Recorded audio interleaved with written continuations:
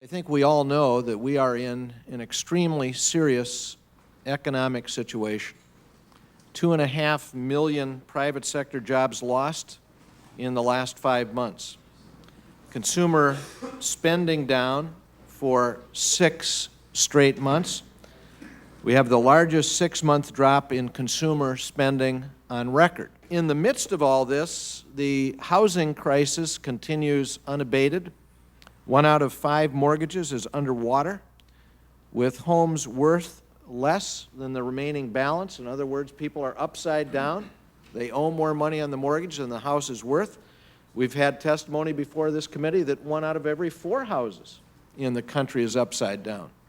I'm not certain which is the right measurement, whether it's 1 in 4 or 1 in 5. Either one is a cause for real concern.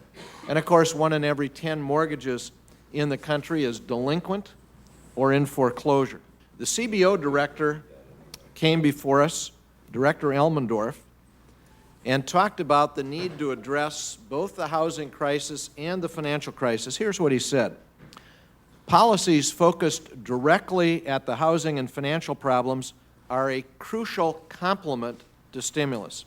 Without such action, the economic recovery will almost certainly be more halting, and there would remain a larger risk of further economic decline. That is a message I have tried to deliver repeatedly and consistently over the last several weeks, that while we're doing an economic recovery package, which is absolutely necessary, and we can debate its contents and its mix and whether it's as good as it could be, that's a separate subject, but that I don't believe, and I don't think most economists believe, we're going to have the kind of economic recovery we all want unless we deal with the housing crisis and the crisis in the financial sector as well. What is it that we need to do to specifically address housing? What is it that we specifically need to do to address the financial sector?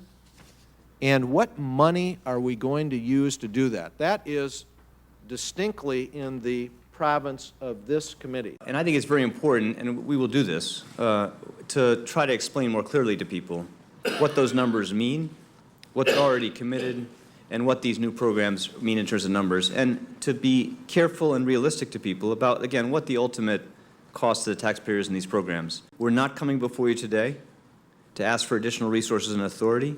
You've already authorized substantial resources. I think it's our obligation to use those resources carefully and effectively, again, to minimize the ultimate cost to the taxpayer, maximize the benefit to get credit flowing again.